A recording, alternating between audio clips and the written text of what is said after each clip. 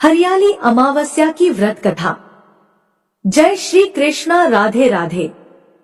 आप सभी का दिन शुभ और मंगलमय हो। आप सभी को हरियाली अमावस्या की ढेरों शुभकामनाएं। आज सावन मास की अमावस्या तिथि है, जिसे हरियाली अमावस्या के नाम से जाना जाता है। सावन मास की अमावस्या तिथि का विशेष महत्व है। इस दिन भगवान शिव और माता पार्वती के साथ पीपल की पूजा करने का भी विधान है। सावन माह में हरियाली अमावस्या विशेष पुण्यकारी मानी जाती है। इस दिन स्नान तथा दीनहीन असहाय लोगों को दान देने से साधकों को पितृदोष, काल सर्प दोष और शनि दोष से मुक्ति मिलती है। इस अमावस्या पर पौधे लगाना बेहद शुभ माना जाता है। साथ ही इस दिन पीपल के वृक्ष की जड़ पर दूध और जल अर्पित किया जाता है। इससे साधकों को देवताओं और पितरों का आशीर्वाद प्राप्त होता है। कहा जाता है कि हरियाली अमावस्या के दिन बुरी शक्तियों से बचने के लिए भगवान शिव की पूजा अत्यंत महत्वपूर्ण हो जाती है। ऐसे में इस दिन भगवान शिव का रुद्राभिषेक करवाने का बड़ा महत्व है।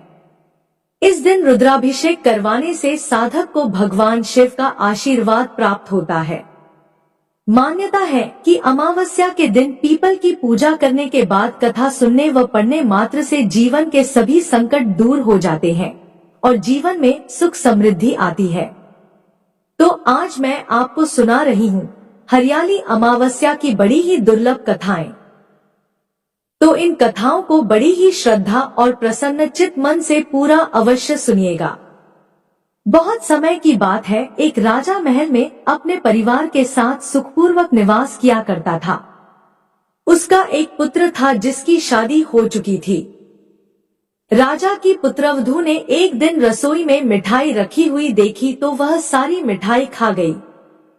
जब उससे पूछा गया कि सारी मिठाई कहाँ गई तो उसने कहा, सारी मिठाई तो चूहे खा गए। पुत्रवधू की यह बात चूहों ने सुन ली और वे इस गलत आरोप को सुनकर अत्यंत क्रोधित हुए। इसके बाद उन्होंने राजा की बहू को सबक सिखाने का निश्चय कर लिया। कुछ दिनों के बाद महल में कुछ मेहमान आए। फिर क्या था, चूहों ने सोचा कि यह अच्छा मौका है राजा की पुत्रवधू को सबक सिखाने का। बदला लेने के लिए चूहों ने बहू की साड़ी चुराई और उसे ले जाकर अतिथि के कमरे में रख दिए। जब सुबह सेवकों और अन्य लोगों ने उस साड़ी को वहां पर देखा तो लोग राजा की बहू के चरित्र के बारे में बात करने लगे। यह बात जंगल में आग की तरह पूरे गांव में फैल गई। जब यह बात राजा के कानों तक पहुंची तो उसने अपनी पुत्रवधू के चरित्र पर शक करते हुए उसे महल से निकाल दिया। राजा की बहू महल से निकलकर एक झोपड़ी में रहने लगी और नियमित रूप से पीपल के एक वृक्ष के नीचे दीपक जलाने लगी। इसके साथ ही वह पूजा करके गुड़धानी का भोग लगाकर लोगों में प्रसाद वितरित करने लगी। इस प्रकार कुछ दिन बीत जाने के बाद एक दिन राजा उस पीपल के पेड़ के पास से गुजरे जहां उनकी बहू हमेशा दीपक जलाया करती थी। इस दौरान उनका ध्यान उस पेड़ के आसपास जगमगाती रोशनी पर गया। राजा इसे देखकर चकित रह गए। महल में वापस आने के बाद उन्होंने अपने सैनिकों से उस रोशनी के रहस्य का पता लगाने के लिए कहा। सैनिक राजा की बात मानकर उस पेड़ के पास चले गए। वहां पर उन्होंने देखा कि दीपक आपस में बात कर रहे थे। सभी दीपक अपनी अपनी कहानी बता रहे थे। तभी एक दीपक बोला, मैं राजा के महल से हूँ। महल से निकाले जाने के बाद राजा की पुत्रवधू रोज मेरी पूजा करती है और मुझे प्रज्वलित करती है। सभी अन्य दीपकों ने उससे पूछा कि राजा की बहू को महल से क्यों निकाला गया। तो उसने बताया कि एक दिन उसने मिठाई खाकर चूहों का झूठा नाम लगा दिया। इस पर चूहे नाराज हो गए और राजा की बहू से बदला लेने के लिए उसकी साड़ी अतिथि के कमरे में रख आए। यह सब देखकर राजा ने उन्हें महल से निकाल दिया। यह सब सुनकर सैनिक भी हैरान रह गए और महल वापस आकर उन्होंने राजा को पूरी कहानी सुनाई। यह सुनकर राजा को अपनी गलती का एहसास हुआ और उसने अपनी पुत्रवधू को महल में वापस बुला लिया। इस प्रकार पीपल के पेड़ की नियमित पूजा करने का फल राजा की बहू को मिला और वह अपना जीवन आराम से व्यतीत करने लगी। बोलिए भगवान भोलेनाथ की जय। बोलिए माता पार्वती की जय। अब आइए श्रवण करते हैं अमावस्या माता की कथा, जिसे सुनने के बाद ही अमावस्या का व्रत पूर्ण माना जाता है। पौराणिक कथा के अनुसार एक गांव में सास और बहू अकेले रहती थी और उनका बेटा विदेश में कमाने के लिए गया हुआ था।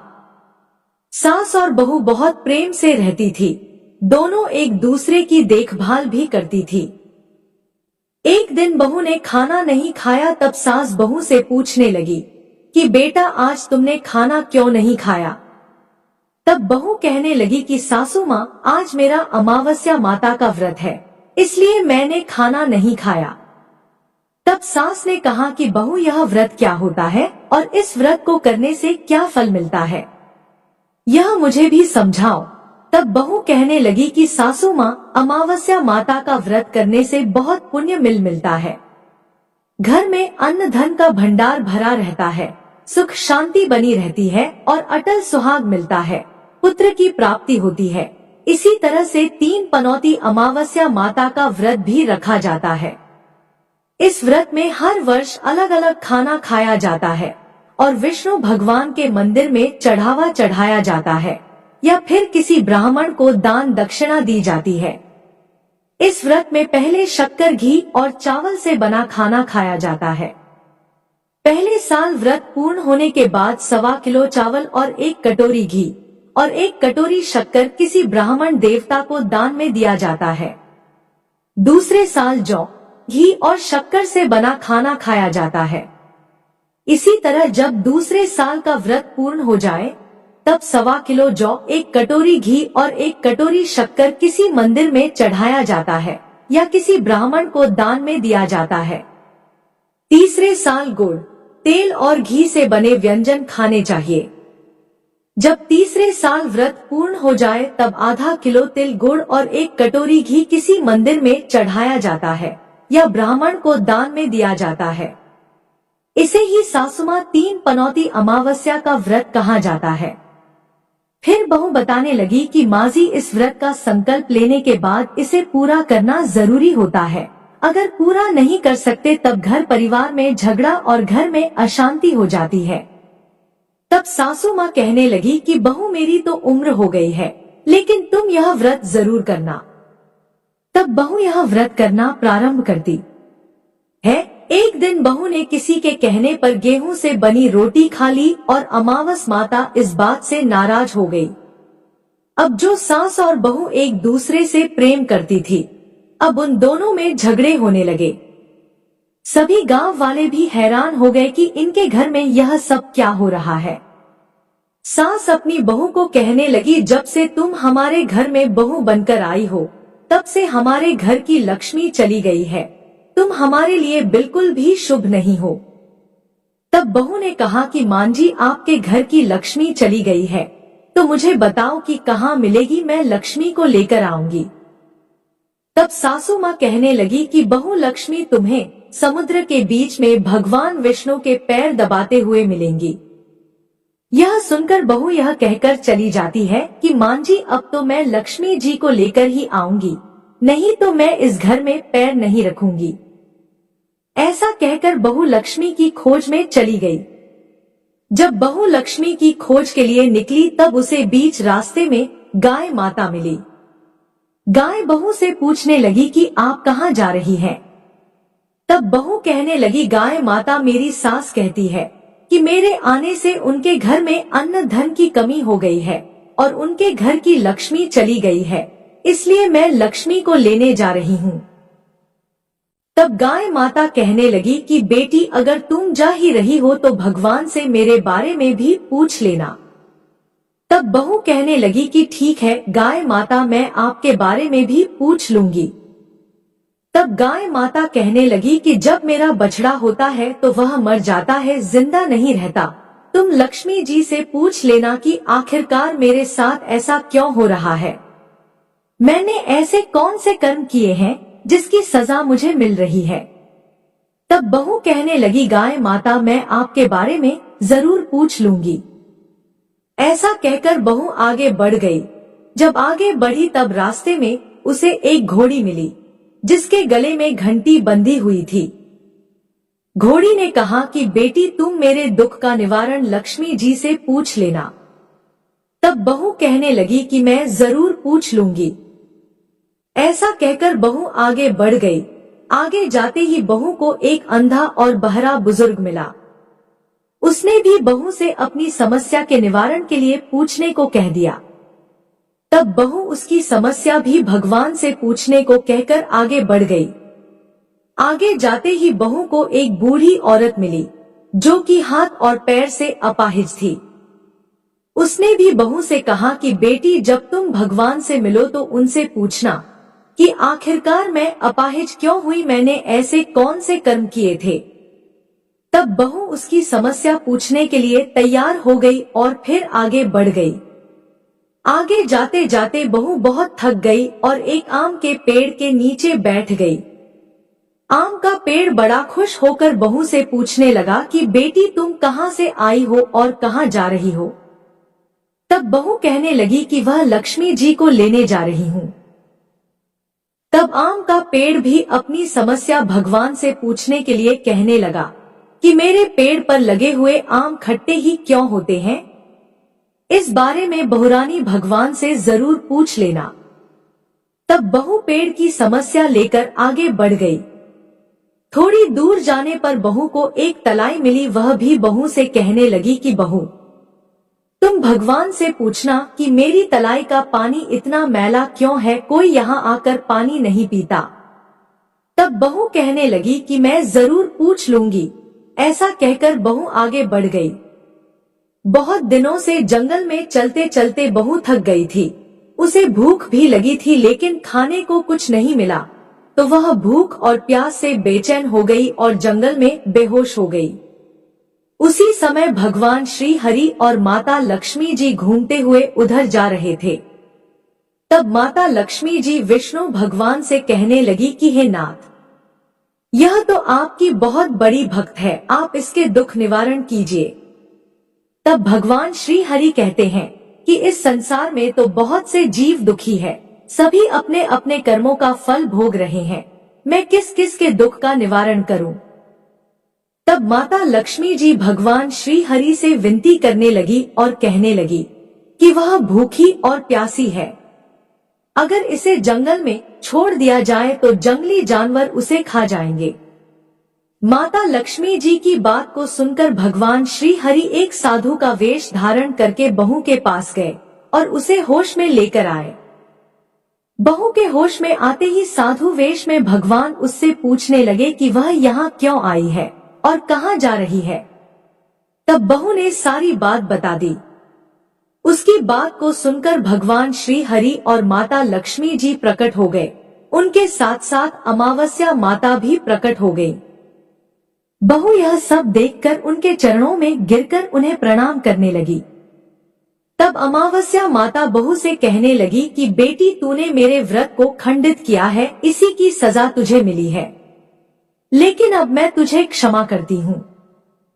अब तुम घर अपने को जाओ, तुम्हारा घर अन्न और धन से भर जाएगा, तुम्हारा घर सुंदर महल में बदल जाएगा और तुम्हारी सभी मनोकामनाएं भी पूर्ण हो जाएंगी।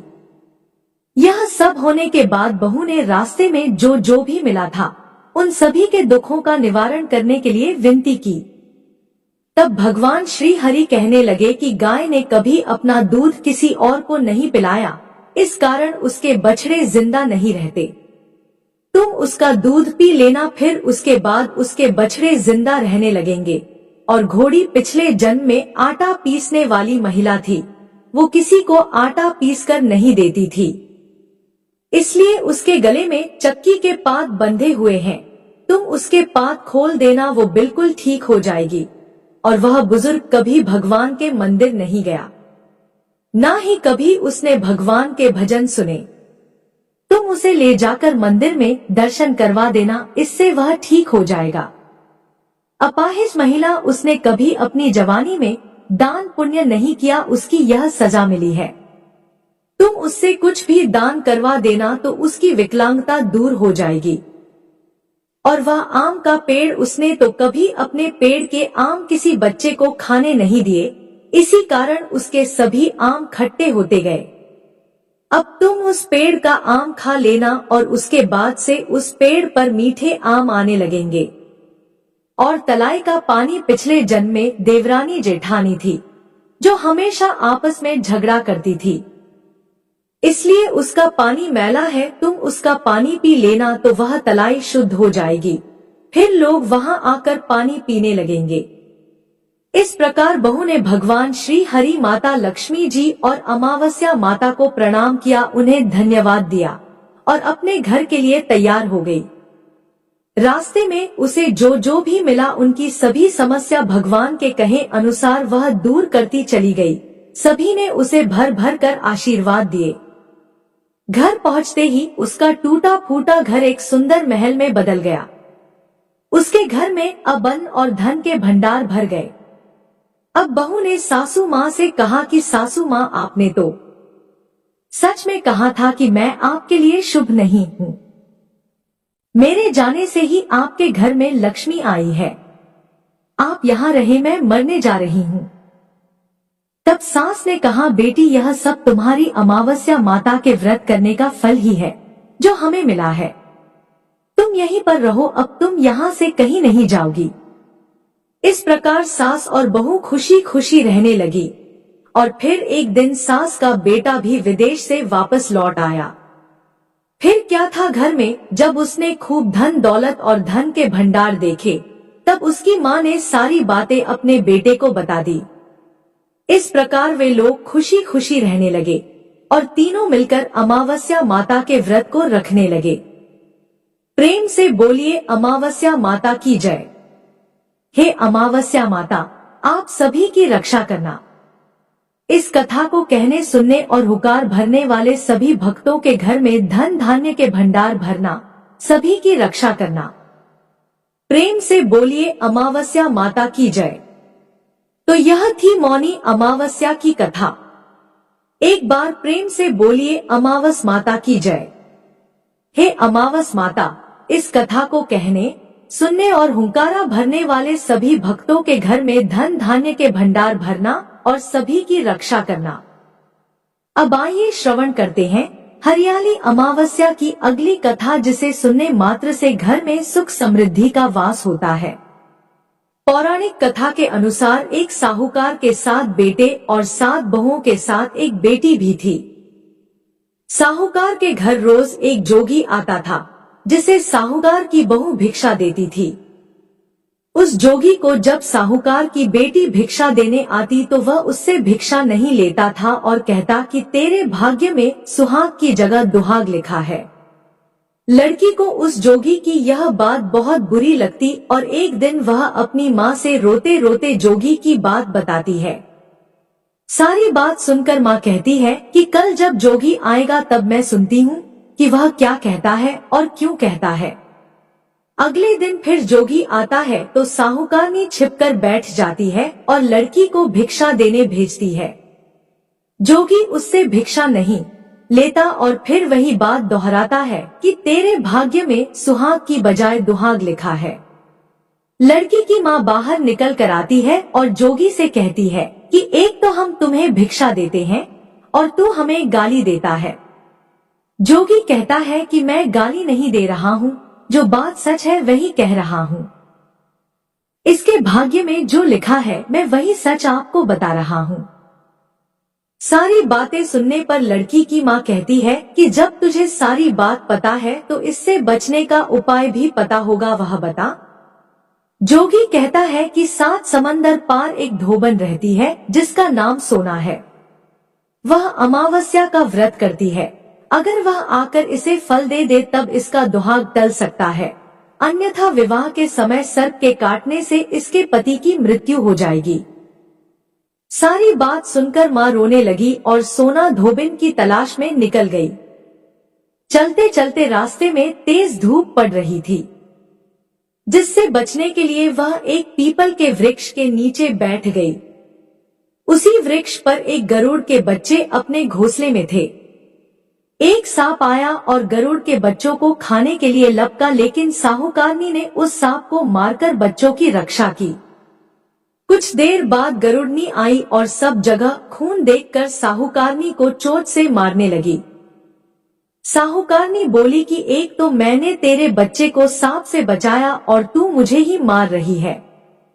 सारी बातें जानने पर गरुड़नी बोली कि तूने मेरे बच्चों की रक्षा की है, इसलिए मांग जो चाहती है।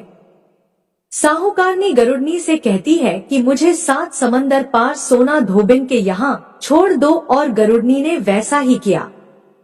साहूकारनी वहाँ पहुँच तो गई, लेकिन सोचने लगी कि इसे कैसे मनाऊं। सोना धोबिन की भी 7 बहुएं थी, लेकिन घर के काम को करने के लिए सदा आपस में ही लड़ती झगड़ती रहती थी। रात को जब सब सो जाते तो ब्राह्मणी साहूकारनी के घर जाती और चुपके से सारा काम करके उजाला होने से पहले चली भी जाती। सारी बहुएं आपस में यही सोचती कि कौन सी बहू है जो सारा काम कर देती है, लेकिन एक दूसरे से पूछने की हिम्मत किसी की भी नहीं होती। एक दिन सोना धोबिन ने भी सोचा कि आजकल बहुएं लड़ती भी नहीं है और काम भी सारा हो जाता है। सोना धोबिन ने सारी बहुओं को बुलाया और पूछा कि आजकल तुम लड़ती भी नहीं हो और घर का सारा काम भी हो जाता है। सोना धोबिन ने अपनी बहुओं से पूछा, घर का सारा काम कौन करता है? बहुएं सास से झूठ कहती हैं कि लड़ाई करने से क्या फायदा, इसलिए हम मिलकर काम कर लेते हैं। सोना धोबिन को अपनी बहुओं की बात पर विश्वास नहीं होता और वह रात में जागकर स्वयं सच देखना चाहती है कि कौन घर का सारा काम करता है। रात होने पर सोना धोबिन छिपकर बैठ जाती है कि देखो कौन सी बहू काम करती है। रात हुई तो वह देखती है कि एक औरत चुपके से घर में घुस रही है। वह देखती है कि उसने घर का सारा काम कर दिया है और जाने की तैयारी में है। जैसे ही साहूकारनी जाने लगती है तो सोना धोबिन उसे रोकती है और पूछती है कि तुम कौन हो और क्या चाहती हो? साहूकारनी कहती है कि पहले तुम वचन दो तब बताऊंगी। सोना धोबिन वचन देती है, तब साहूकारनी कहती है कि मेरी बेटी के भाग्य में दुहाग लिखा है, लेकिन तुम अमावस्या का व्रत करती हो तो मेरे साथ चलकर उसे सुहाग दे दो। सोना धोबिन वचन से बंधी थी तो वह साहूकारनी के साथ चलने को तैयार हो जाती है। जाते हुए सोना धोबिन अपने बेटों व बहुओं से कहती है कि मैं इस औरत के साथ इसकी बेटी को सुहाग देने जा रही हूँ, लेकिन अगर मेरे पीछे से तुम्हारे पिताजी मर जाए तो उन्हें घी और तेल के कूप में डालकर रख देना। सोना धोबिन साहूकारनी के घर पहुँच जाती है।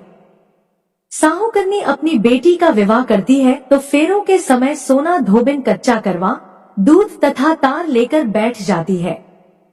कुछ समय बाद सांप आया और दूल्हे को डसने लगा तो सोना धोबिन ने करवा आगे कर तार से सांप को बांध दिया और सांप मर गया। अब सोना धोबिन ने लड़की को सुहाग दिया और कहा कि अब तक मैंने जितनी अमावस्या की है वह साहूकार की इस लड़की को मिलेगा।